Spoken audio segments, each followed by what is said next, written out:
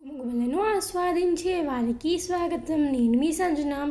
ఈ వీడియోలో నేను easy and tasty egg masala ఎలా చేయాలో చూపించబోతున్నాను. ఇప్పుడు దీన్ని ఎలా చేయాలో చూసేద్దాము. నేనైతే ఎగ్స్ని ఆల్రెడీ బాయిల్ చేసుకొని పెట్టుకున్నాను. ఇప్పుడు ఒక నైఫ్తో ఈ ఎగ్స్ని చూపించే విధంగా కట్ చేసుకోవాలి. ఈ విధంగా కట్ చేసుకుని వీటిని పక్కన పెట్టుకుందాము. ఇప్పుడు ఒక పాన్లోకి కొద్దిగా ఆయిల్ని యాడ్ చేసుకుని ఇందులోకి 1/2 టీ స్పూన్ ఆఫ్ పసుపు, కారం, ఉప్పు, అల్లం వెల్లుల్లి పేస్ట్ అలాగే కొద్దిగా గరం మసాలాని యాడ్ చేసుకుని వీటన్నిటిని మిక్స్ చేసుకోవాలి. ఇలా మిక్స్ చేసుకున్న తర్వాత ఇందులోకి కట్ చేసి పెట్టుకున్న ఎగ్స్ని యాడ్ చేసుకుని 2 to 3 minutes పాటు ఈ ఎగ్స్ని రోస్ట్ చేసుకోవాలి.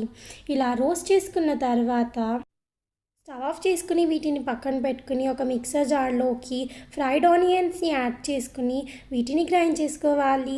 ఇప్పుడు ఇంకో పాన్లోకి 1 టేబుల్ స్పూన్ ఆఫ్ ఆయిల్ని యాడ్ చేసుకుని ఇందులోకి చెక్క, లవంగం, ఇలాచీని యాడ్ చేసుకుని ఆ తర్వాత ఇందులోకి అల్లం వెల్లుల్లి పేస్ట్ని యాడ్ చేసుకుని వీటిని ఫ్రై చేసుకోవాలి. ఇప్పుడు ఇందులోకి సన్నగా కట్ చేసి పెట్టుకున్న టొమాటోస్ అలాగే కొద్దిగా సాల్ట్ని యాడ్ చేసుకుని టొమాటోస్ని కుక్ చేసుకోవాలి.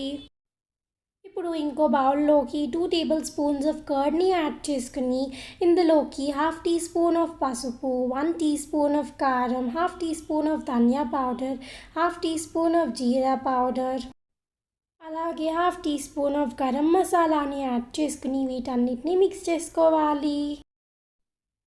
ఈ విధంగా దీన్ని మిక్స్ చేసుకున్న తర్వాత దీన్ని పక్కన పెట్టుకుందాము. ఇలా టొమాటోస్ ఫ్రై అయిన తర్వాత మనము ముందుగా గ్రైండ్ చేసి పెట్టుకున్న ఈ ఆనియన్ పేస్ట్ని యాడ్ చేసుకుని ఒకసారి మిక్స్ చేసుకోవాలి.